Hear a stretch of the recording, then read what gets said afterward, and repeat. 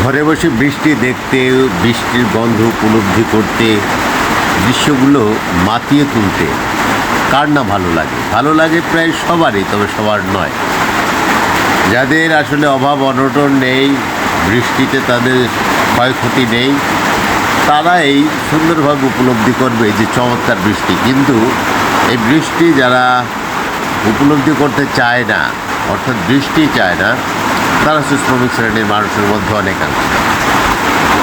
চমৎকার দৃশ্য এটা নিঃসন্দেহে বলা যায়। আকাশে মেঘ গুড়গুড় করছে, ভাসছে, বৃষ্টি হচ্ছে নাগাতার। এর মধ্যে চলছে কত রকমের বিলাস।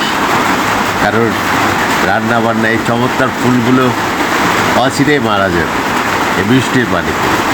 কারণ বৃষ্টির পানিতে এরকম অনেক বুনো ফুল, চমৎকার চমৎকার ফুল, তারা জলাবদ্ধতার কারণে মারা যায়। অনেক ঔষধি গাছ আছে যেগুলো এই শুধু পানির কারণে, যারা ক্ষণজন্ম বলা যায়, বছরে একবার জন্মায়, আর এরকম বর্ষা মৌসুমের কবলে পড়ে মারা যায়।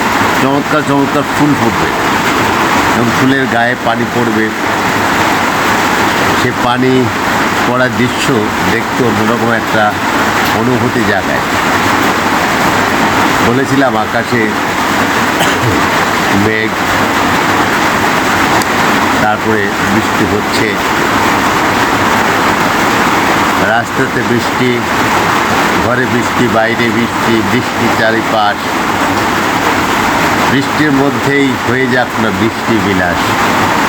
যাই হোক, ঘন বৃষ্টি হচ্ছে। আপনাদের ওই দিক বৃষ্টি হচ্ছে কিনা এ সম্পর্কে যদি কোনো মন্তব্য করে মন্তব্যের ঘরে, তাহলে আমার জন্য অনেকটাই ভালো লাগবে। আশা করি আপনারা সেই মন্তব্য করবেন, পাশে থাকবেন। আপনাদের ভালো লাগা, ভালোবাসা পেলে আমি এগোতে চাচ্ছি, আরও কিছু দূরে এগোতে পারব। বৃষ্টি যখন থেমে যায় বা একেবারেই অল্প পড়ে আর ঘাসের ডগাগুলো দাঁড়িয়ে থাকে, মনে হচ্ছে প্রত্যেকটা বিন্দু হীরের বিন্দু। যাই হোক, কথা বলতে বলতে অনেক কথাই বলা হলো। আজ আর নয়, আবার আরেক সময় আরেক ভিডিও নিয়ে আপনাদের সাথে আমি হাজির হব।